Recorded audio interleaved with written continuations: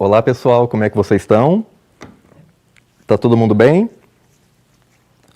Bom, então vamos começar a nossa aula de história seguinte.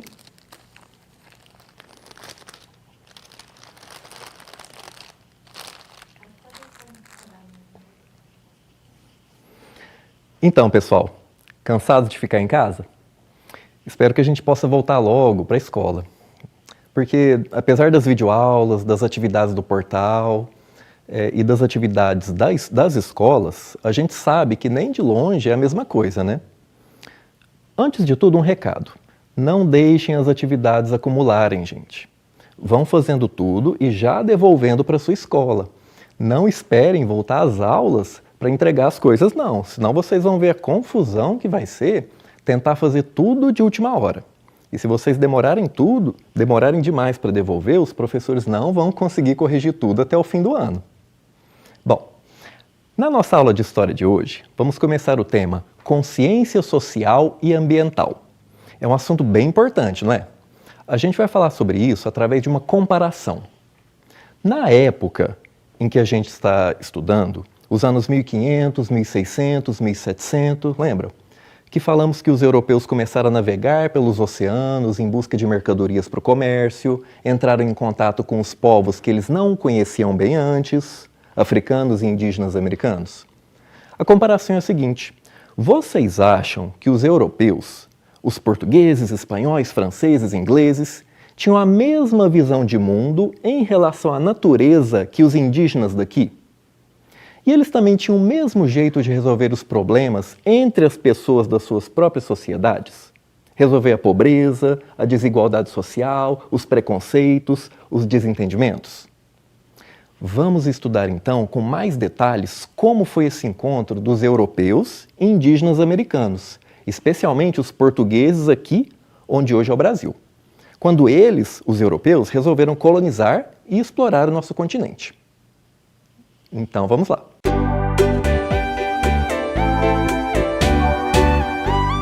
Vocês já repararam que todos os países das Américas falam línguas europeias? Português é uma língua europeia, certo? De Portugal. O espanhol também, o inglês. E por que isso?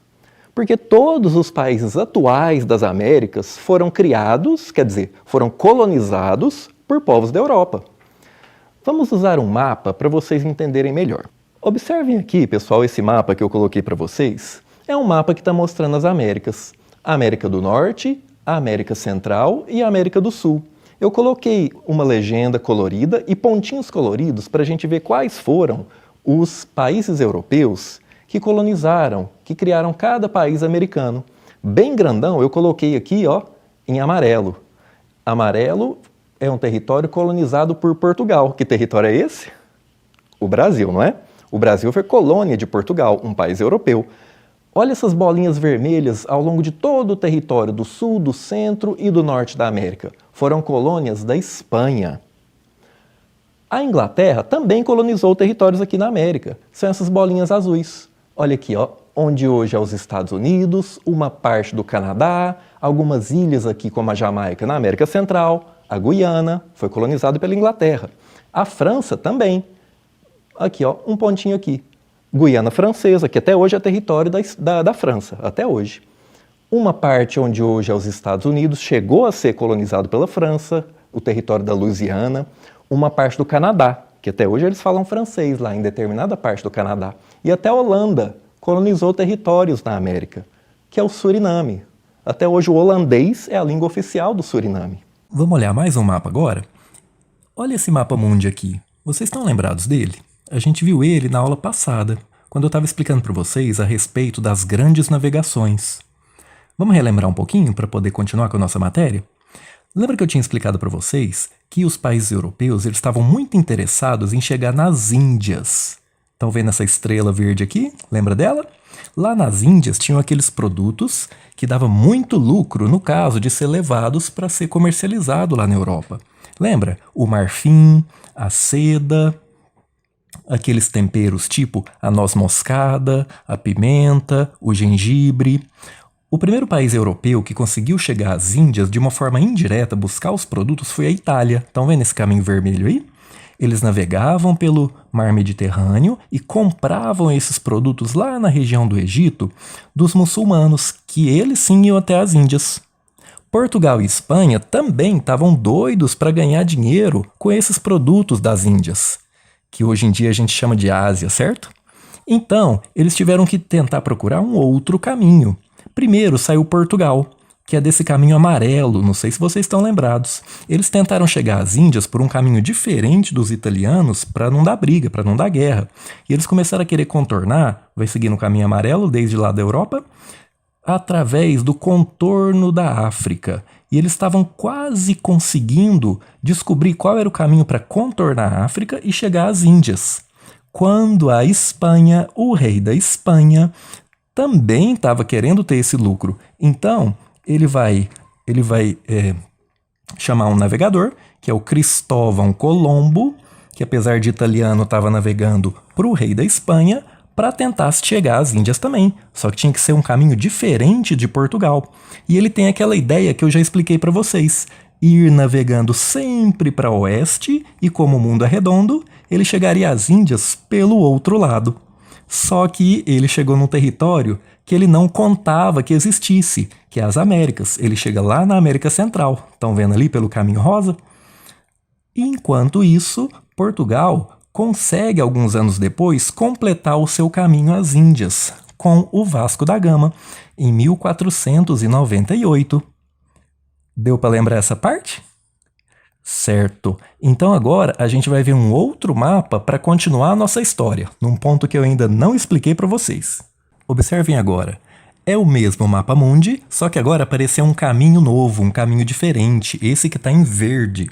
Se vocês olharem na legenda, esse caminho verde também foi percorrido por um navegador lá de Portugal, que é o Pedro Álvares Cabral.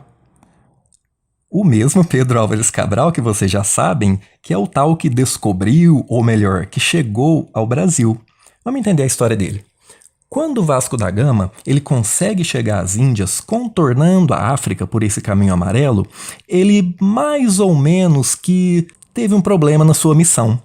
Ele conseguiu chegar às Índias, só que ele não conseguiu trazer de volta as mercadorias que eles tanto se interessavam. Por quê? Porque quando ele chega às Índias, ele chega numa cidade chamada Calicut, que tinha um rei que não quis entregar ou vender para ele aqueles produtos que a gente estava falando, sabe? A pimenta, a noz moscada, o gengibre, o marfim. Porque o Vasco da Gama, ele vai levar só tipo uns pratinhos de cobre bem baratinhos, pensando que o pessoal de lá ia aceitar como troca. E eles não aceitaram. Então o Vasco da Gama volta para o rei de Portugal com os navios vazios, apesar de ter conseguido chegar até as Índias, descobrir o caminho. É aí que entra nessa história o nosso Pedro Álvares Cabral. O Cabral, na verdade, ele não era um navegador, ele era um soldado do rei de Portugal. E ele recebe do rei a seguinte missão: pegar navios, inclusive navios de guerra com canhões, navegar até as Índias para forçar a compra daqueles produtos que o Vasco da Gama não conseguiu comprar. Só que ele recebeu uma missão a mais antes de ir para as Índias. Como os espanhóis já tinham descoberto terras lá na viagem do Cristóvão Colombo, o rei de Portugal também estava interessado em tomar posse de algumas terras que tivesse a oeste. E ele manda o Cabral, durante a sua viagem às Índias, navegar um pouco mais para oeste também, para verificar se tinha outras terras que o rei de Portugal pudesse tomar posse. E é isso que ele faz. Se você percorrer o caminho verde que você está observando no seu mapa, ele navega um pouco mais para a sua esquerda em relação ao caminho amarelo, né? E ele chega até o Brasil, ou o que depois vai ser o Brasil, né? Ele manda um dos navios da esquadra dele avisar o rei de Portugal que ele realmente chegou a uma terra diferente e ele continua o caminho dele, observe aí a linha verde, até as Índias, e ele faz a missão principal dele, que era bombardear a cidade e conseguir os produtos. É assim que tem o tal do descobrimento, que não é uma palavra muito legal, né, do Brasil. O Cabral, na verdade, ele tinha uma outra missão principal, mas eles também estavam muito interessados em ver se tinha alguma terra que pudesse dar outro tipo de lucro para eles, que pudesse também fornecer riquezas. Bom, Mas vocês sabem muito bem que quando esses espanhóis, portugueses, ingleses, franceses, holandeses chegaram por aqui, já haviam milhões de pessoas que viviam no continente, do norte ao sul das Américas. De quem que eu estou falando? Das centenas e centenas de povos indígenas que habitavam o território há milhares de anos. Só que tem um ponto muito importante que eu quero que vocês tenham bem claro.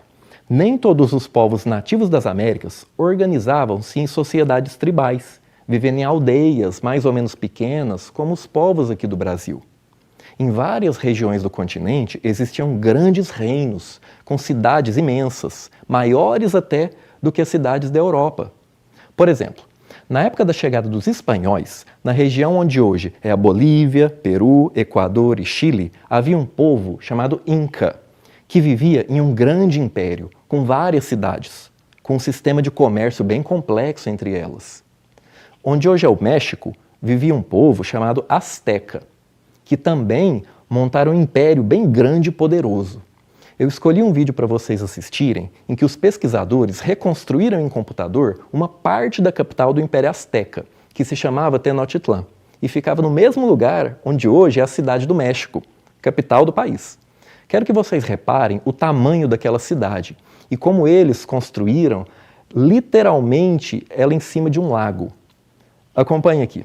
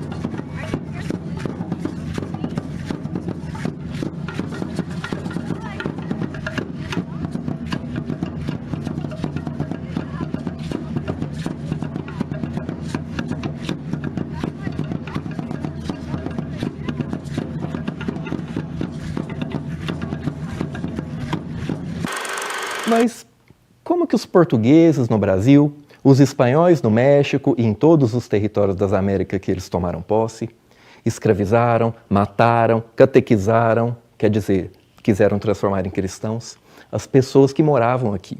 Aquela cidade que vocês acabaram de ver, por exemplo, ela foi invadida por soldados liderados por um espanhol chamado Hernán Cortés, tudo em busca de riquezas como ouro e prata, e produtos que pudessem ser levados para a Europa e vendidos por lá.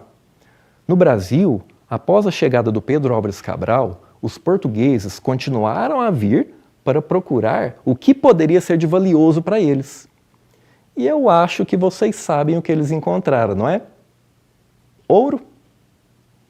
Não no começo, mas sim o tal do pau-brasil, aquela árvore cuja madeira eles usavam para fazer móveis, peças de navio, instrumentos musicais, mas principalmente extraindo um pigmento, uma tinta avermelhada da madeira da árvore depois de derrubá-la, usava para tingir tecidos de vermelho. Isso dava muito dinheiro. Vocês conhecem a árvore do pau-brasil? Como vocês sabem, ela acabou dando nome para o país, não é? Eu trouxe umas fotografias aqui para vocês conhecerem. Observem aqui, essa aqui é uma árvore do pau-brasil. Ela está lá na Universidade Estadual do Norte Fluminense. Só que essa árvore ela ainda é jovem, tá? Na verdade, o pau-brasil cresce bastante, chega a 10 metros de altura. Aqui as folhinhas para vocês conseguirem identificar, se vocês virem uma dessas em algum momento. Tem essas folhinhas redondinhas, bonitinhas aqui. E ela tem uma flor muito bonita também. É uma flor vermelha com amarela, desse jeito. As sementes nascem dentro de uma vagem, assim. E aqui eles tiraram um pedacinho da casca, porque a parte avermelhada da madeira, você consegue perceber mais por baixo da casca, que é um vermelho, na verdade, bem vivo, que eles usavam então para fazer tinta e tingir tecido, como eu estava explicando para vocês. Tá? O pau-brasil foi tão explorado que hoje em dia, pelos portugueses naquela época, que hoje em dia ele é considerado uma árvore ameaçada de extinção, porque os vegetais, igual os animais, também podem entrar em extinção, vocês sabem, não é? Hoje ela é protegida por lei, essa árvore, você não pode cortar, certo? E essa exploração mais intensa do pau-brasil naquela época durou por volta de 30 anos. E quando os portugueses perceberam que vai ficando cada vez mais difícil encontrar a árvore no meio da Mata Atlântica, e por que será que ficou difícil, né? Eles começaram a pensar em outras formas de continuar lucrando com as terras do Brasil. A ideia que eles tiveram foi começar a plantar a cana-de-açúcar, que os portugueses já produziam, só que numa escala pequena, na Ilha da Madeira, que é uma ilha que fica perto da África. Porque eles perceberam que o clima e o solo daqui seria muito favorável para a planta. Além do açúcar, dá muito dinheiro na Europa. Só que para plantar a cana seria preciso construir fazendas, trazer materiais de construção, ferramentas, máquinas e muita gente. Comerciantes, padres, administradores, trabalhadores. Vocês vão estudar sobre a escravidão africana com mais detalhes em outra aula, tá? Ou seja, seria preciso começar a colonização, a ocupação do território de fato, porque com o pau-brasil, antes, os portugueses não construíram casas ou vilas aqui. Eles vinham e voltavam o tempo todo. Com a cana-de-açúcar, houve o começo da organização do Brasil em si, inicialmente através de um sistema implantado pelo rei, chamado de capitanias hereditárias. Acompanhem comigo na tela. Para começar a explorar o Brasil com a cana-de-açúcar, o rei de Portugal ele resolve dividir o território. Só que tem um detalhe importante antes. Vocês estão percebendo uma coisa estranha se a gente comparar com o mapa do Brasil atual? O Brasil naquela época é só a parte que está colorida. Tem esse traço na vertical aqui, chamado Tratado de Tordesilhas. Essa parte vocês vão estudar melhor através das atividades, tá? Aí vocês vão entender o que é esse Tratado de Tordesilhas. Basta entender agora que o Brasil que a gente está falando na colonização é só essa parte ao lado direito. O rei, ele começa a dividir o território. Talvez no seu livro didático da escola você veja desse jeito. Muitos livros ainda têm esse mapa das capitanias hereditárias, mas na verdade esse mapa está bem desatualizado, tá? Você teve pesquisas que já descobriram que você tinha um formato diferente. Várias capitanias nessa direção, vamos chamar assim de horizontal, só que as lá do norte nessa direção vertical. Tá? Isso aqui eram as capitanias como a gente já sabe que é hoje. E cada território desse, o rei escolheu um homem de confiança dele para doar essa terra. Ele podia explorar e escravizar os índios no seu território, só que ele tinha que desenvolver o lugar, construir vilas, construir fazendas, certo? Esse território aqui, então, ele durou durante alguns anos, mas ele não funcionou muito bem. Por quê? Esses capitães donatários, como chamava quem ganhava essa terra do rei, eles não conseguiram desenvolver tanto assim, era muita terra, então precisava de muito dinheiro para desenvolver isso. Esse sistema, ele acabou não durando muita coisa, muito tempo, certo? Vocês perceberam que os portugueses foram dividindo a terra que já eram ocupados por alguém, não é? Então, vamos falar sobre os povos indígenas? Mas como eram, e ainda são, centenas de povos diferentes no Brasil, só como exemplo, a FUNAI hoje registra 274 línguas indígenas diferentes, para vocês verem a quantidade de povos, imagina na época. A gente vai falar hoje de um só, do povo que vivia na nossa região do Triângulo Mineiro, os Kayapó meridionais. O povo Kayapó existe no Pará e no Mato Grosso hoje em dia, mas esse ramo deles, os Kayapó meridionais, que viviam por aqui, eles não existem mais. Deixa eu contar a história deles, começando com o mapa. Quando as capitanias hereditárias não deram muito certo, o rei de Portugal ele cria uma outra divisão. Divisão engraçada se a gente comparar com o mapa de hoje, não é? Ele começa a dividir em províncias. Vocês percebem que ainda não tinha Minas Gerais, e muito menos o Triângulo Mineiro, como a gente está falando, né? Toda essa nossa região pertencia à capitania de São Paulo. Só que chega a determinado momento, no finalzinho dos anos 1600, é descoberto ouro, onde hoje é Minas Gerais, mais ou menos para os lados de Belo Horizonte, da cidade de Ouro Preto. E o rei, ele resolve criar uma capitania específica para aquela região do ouro, e ele modifica o mapa. Olha só como é que fica. Surge Minas Gerais, por causa, principalmente, da região das Minas. Por isso do nome. Surge Goiás, Mato Grosso, certo? Mas repara um detalhe interessante. A nossa região do Triângulo Mineiro, que seria mais ou menos por aqui, não era Minas Gerais ainda, tá? Pertencia a Goiás. Bom, e daí? Quando essa região começa a ser colonizada da nossa cidade, por exemplo, de Uberlândia? Outro mapa. Quando eles vão descobrir ouro também no território de Goiás, tá? A maior parte da população, os que estavam procurando esse ouro, vinham de São Paulo. O ouro foi descoberto em Goiás. E o que fica no meio do caminho entre Goiás e São Paulo? A nossa região do Triângulo Mineiro, onde hoje é Uberlândia, Uberaba, Araguari, é bem nesse meio do caminho. Tá? Esse aqui, que eu coloquei em preto para vocês verem, era o traçado do caminho que eles iam buscar o ouro de Goiás e levar de volta para as regiões das maiores vilas. E eles passavam nas terras desses Caiapó meridional que eu estava explicando para vocês. Continuando. Entre 1722 e 1725, os paulistas, então, descobriram as minas dos Goiáses, como eles falavam. Até 1750, houve várias campanhas de ataque aos Caiapó meridionais, que atrapalhavam o trânsito pela estrada até as minas de ouro. Foram enviadas tropas de mais de 500 homens, contando entre eles indígenas do povo Bororo e do povo Parecis, já aldeados na região de Mato Grosso, para enfrentar os Caiapó. É isso mesmo, os portugueses e paulistas se aliavam a alguns povos indígenas para combater outros. Isso aconteceu bastante nas colônias da Espanha também.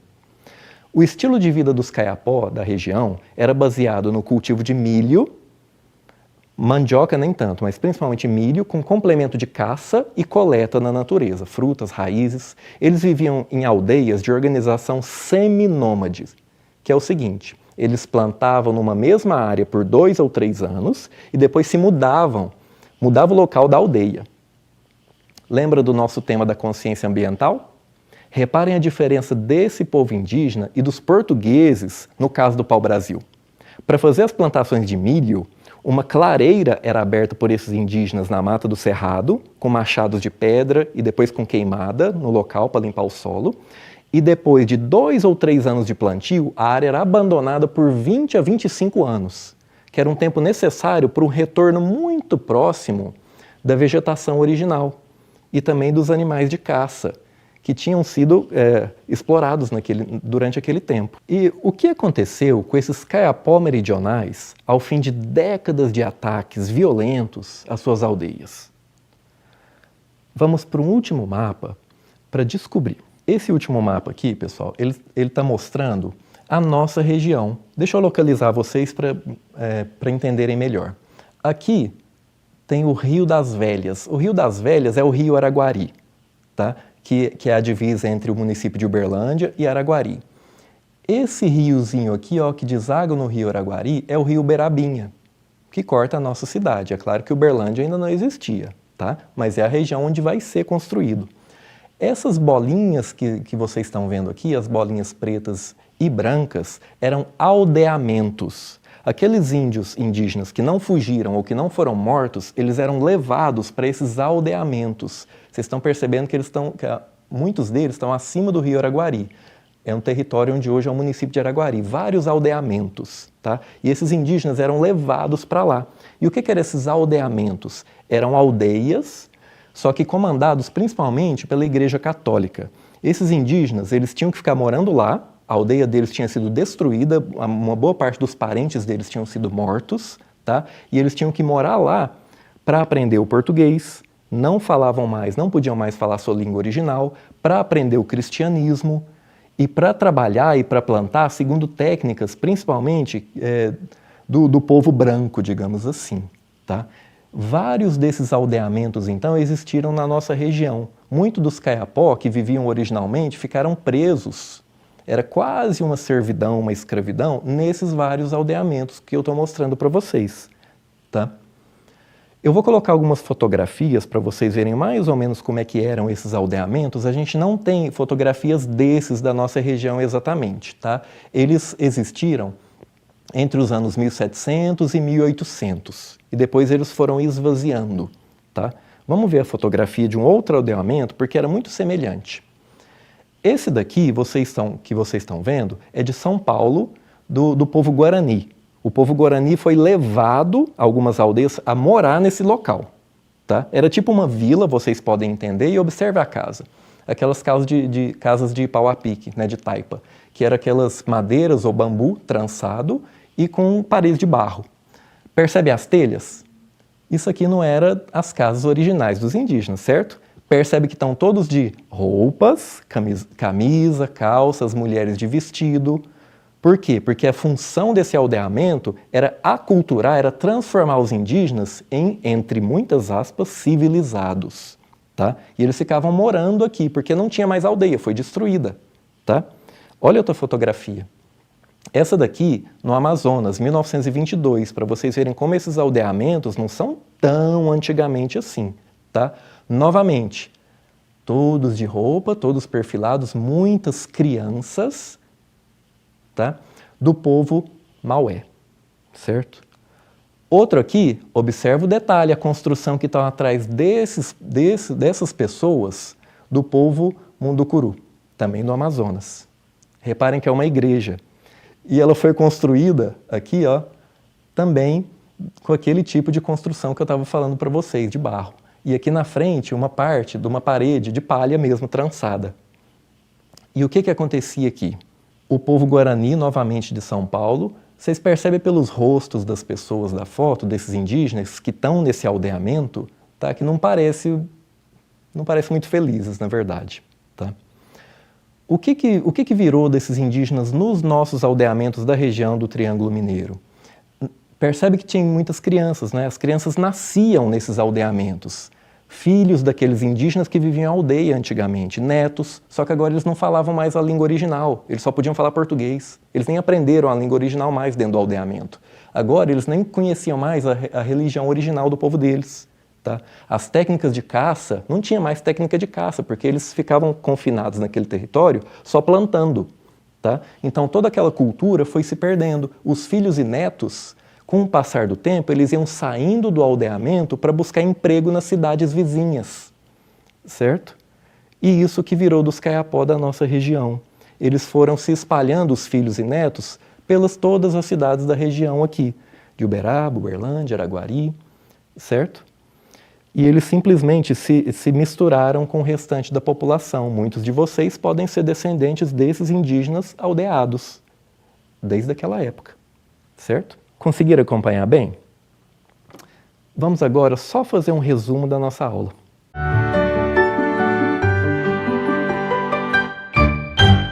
Estudamos sobre a chegada dos europeus nas Américas e sobre as pessoas que já viviam no continente antes disso. Falamos sobre os objetivos desses europeus, especialmente os espanhóis e portugueses, nessa terra, que basicamente era procurar produtos que significassem riqueza para eles. Quer dizer, produtos que pudessem ser levados para a Europa e vendidos lá, com grande lucro. E relacionando com o nosso tema, consciência social e ambiental, percebemos como aqueles europeus colocavam-se frente à natureza e às outras pessoas que eram diferentes deles. Eles, os europeus, achavam-se superiores a tudo e por isso viam-se no direito de explorar até o fim o meio ambiente e os outros povos. Por fim, estudamos um pouco sobre alguns habitantes de onde hoje é o Triângulo Mineiro, o povo Kayapó meridional, e como eles foram tratados a partir da descoberta do ouro em Goiás e a ocupação do território, a partir de São Paulo. Entendido? Façam as atividades do portal e de seus professores e lembrem-se de devolver as tarefas completas para eles. Tchau, até a próxima aula.